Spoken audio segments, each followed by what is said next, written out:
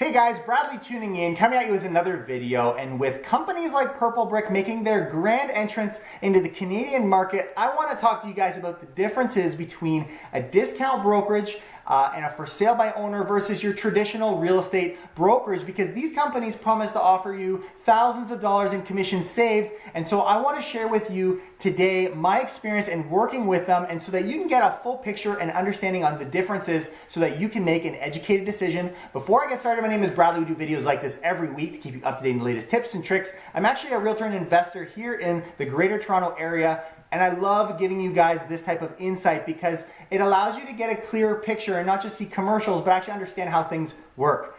And it's a very interesting topic because in the last week, I've had numerous people asking me about Purplebrick, but also companies like Comfree, Property Guys, and I guess it's because spring is around the corner. People are considering what options they have, and so I wanted to do this video so that you understand. Now, to say this is nothing new. In fact, we've had this for years. I did a video 2 years ago where I told a story, which I'm going to share with you right now, of my experience in dealing with companies like this, so you can actually understand how that works when it comes down to the negotiations. Check it out. So many people don't know this, but in the industry, there is this stigma around people who list their own home, and I think that is important because most people aren't aware, but it really has an impact when you're going to bring your clients through as a real estate agent.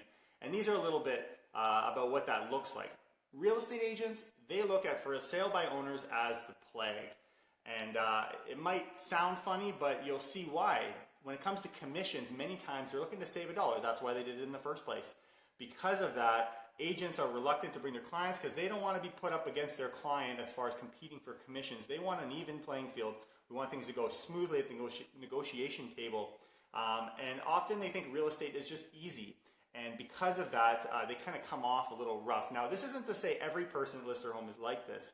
This is just to say that this is the stigma. This is how real estate agents see people listing their own home, which often will hurt when they're listing their property and the amount of marketing they can get.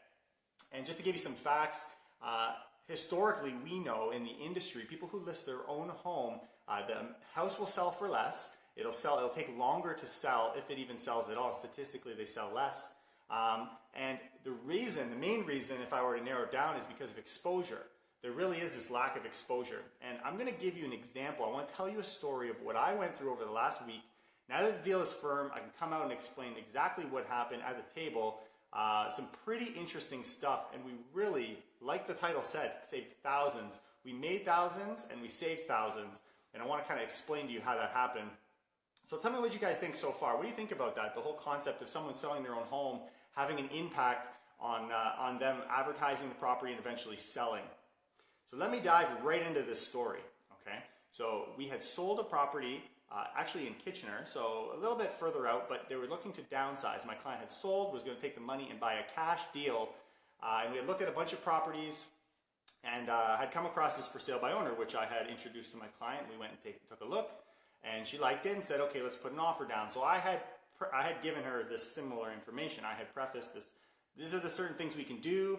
This is what we're going to be up against. And so we were totally ready to go. The home was priced right, which I guess is the one thing I could give credit to this gentleman for. But everything else was kind of a little shaky. And this is typical of people listing their own home. Everything right down to the listing information and the way it was marketed was just a little bit off, a little less clean, if you will. Of course, there was no commission being offered to myself or whoever brought a buyer client through, which is also typical of this. It had been sitting over 30 days, but the big thing that threw me off, and I hadn't seen this even in for sale by owners, the big thing was they had actually listed it on the wrong MLS board. Many people think that MLS is just one giant system that we all kind of put our listings on and all of a sudden it's for the world to see. It's actually not true. There's many boards. Even in the GTA, there's probably over 20, 25 boards for specific areas. Now this listing was uploaded on the wrong board. So this client was in no way advised on this. And so the amount of exposure, how many people were coming through the house was just so limited. So here we are, we're standing up against this guy, and this was the result. This gentleman, very friendly older man, loved to talk. We got a lot of information out of him. Really didn't have any representation. And he had sent, when the agreements were all filled out, he had sent it to his lawyer to review. But unfortunately, it's more like a checkbox as far as legality, and it's not really how we do things day to day as real estate agents. There are many items, and I'll give you examples. There are many items in there. There are warrants and representations and things that I never put in my deals. And the reason is because if I did, a real estate agent would say, oh, heck no, take that out right out of the gate.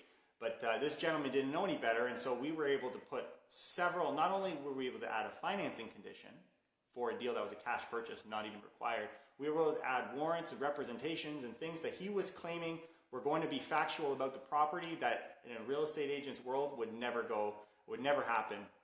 But as far as price, this is where there was, on one side of the card, we saved thousands of dollars.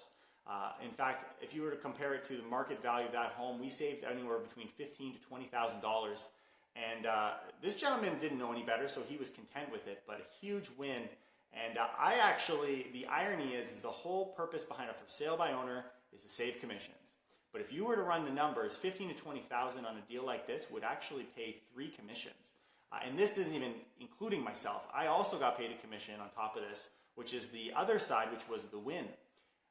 When we were going in expecting to pay less commission as a for sale by owner, out of this deal, I actually ended up making more than the average agent does on these deals.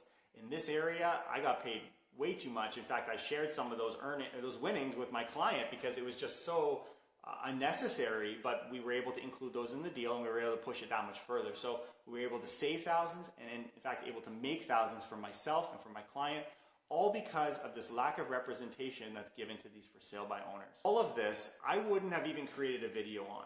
This, to me, this is just bonus. The reason I wanted to make this video was because of the conversation that I had with the seller after the deal was done. We had gone through, we did an inspection, and he came up to me at the end of it and said to me, I would never list my home by myself again. And I was very intrigued because this was someone who had actually successfully sold their home. I mean, he got money for the property and he was done deal. But and I asked him why. I was curious, why would you not sell your home if you're so successful? He said a few reasons. First off, no representation. He said there's nobody fighting in my court. The second reason, and this is totally outside the fact that he ended up with the commissions and saving commissions, all of his costs. He said, you know what, I'm paying my costs up front. I'm putting those costs down. No guarantee I'm going to sell the home. In fact, it's had over 30 days, hugely stressful. And at some point he would have, as most do, turned to a real estate agent, which if I were to add a side note, there are real estate agents who make their entire business on simply prospecting for sale by owners. The numbers are so against for sale by owners that in our industry, there are people who capitalize on that and speak specifically to them to convert them into future clients. And he was experiencing this very same thing. Not to mention the systems that he used, the company, I'm not going to name names, when he was trying to upload images and trying to get information from them, they really take their hands back. And he had one of the highest packages that they had to offer, and yet he felt that the system was just not working for him. But ultimately, there were no guarantees for him. He fortunately sold his home. My clients won big time. So as many people that are afraid of entering these for sale by owner deals, and as many agents that won't bring you through, if you have the right mindset, if you approach the deal properly, you can make lots of money from these guys.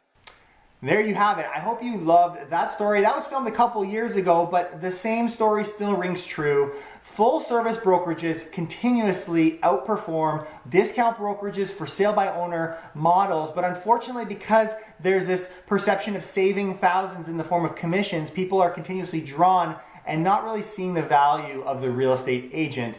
And hopefully this gives you some insight on what that looks like when you come to negotiate, and so you can make an educated decision. Now, to wrap all of this up and icing on the cake, when we're talking about companies like Comfree, which was a giant in the last few years as far as for sale by owners go, well, when we're talking about Purplebricks today, recognize that Purplebricks is a rebrand of Comfree. There's not a lot of competition out there. There's a few guys trying to convince you that paying commission is not worth it. And hopefully by seeing stories like this, you recognize when you're dealing with the most important investment in your life that you actually have the right protection in place. We're not dealing with new things. We're dealing with the same paintbrush painting different colors, and in this case, it's Purplebrick. I'll see you guys next week. Again, make sure you hit that subscribe button. We're going to continue to put out excellent content. Follow us on watsonestates.ca. I'll see you next week. Take care and keep it real.